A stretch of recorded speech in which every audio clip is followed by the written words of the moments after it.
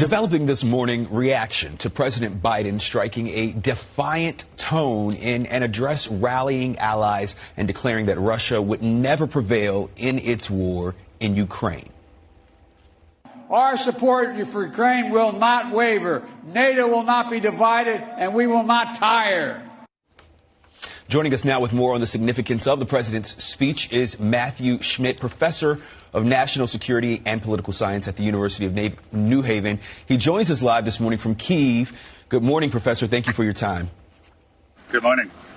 First, could you just talk to me about the significance of the president's speech? He's there in Poland today. Well, he was there for his final day, really trying to rally European allies. What's the significance of this speech that he made, though, before the people there? It's hard to understate it. The United States sort of inched in. It supported Ukraine and then withheld, the weapons that they wanted for a while, and then gave them those weapons and did it again and again, and has suddenly emerged at this point fully committed to the war.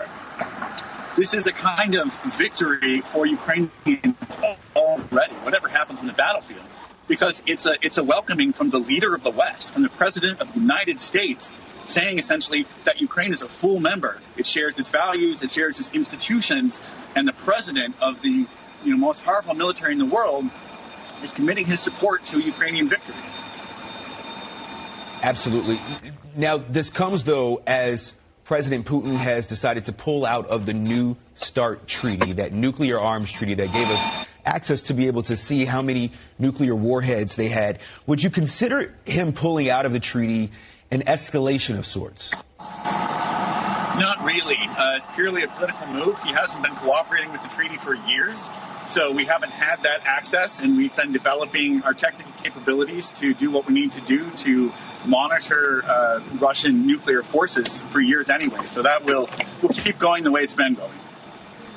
The United Nations has been urging cooperation, but what about China's role in this, and how does their alliance with Russia potentially threaten the U.S. and some NATO allies? So early on in the war, China tried to sort of straddle the fence. They didn't want to push Moscow out and condemn the war, but they didn't want to be in a position to oppose the West and the United States, of course, because it's the American market and the European market where most Chinese goods are sold. What you see here, well, it remains to be seen what's going to happen. So words are one thing, and we'll see if we end up with proof that Chinese, weapons are coming in the end. My guess is that China doesn't want to risk its own economic situation by going all in with Moscow in a war that it has a lot of doubts about. So is there a way out of this conflict in the end without one side having to declare victory over the other? Who is going to be the winner? Who's the victor here? No. Ukraine will win, and Ukraine has to win.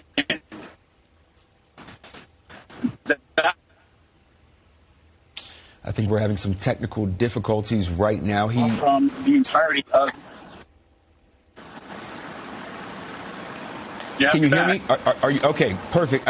I'm glad that we have you back, because I just want to ask you quickly. You're in Kyiv on a mission to help rebuild the lives of Ukrainian families who have been impacted by the war. Can you just tell us a little bit about your mission quickly? Sure. There are almost 1/3 of the Ukrainian population. That's like the entirety of the East Coast and the U.S. That's inside Ukraine or outside Ukraine. And these people need homes. They need utilities and everything else that goes with a home. They need a place to rebuild their lives and a place to rebuild their communities.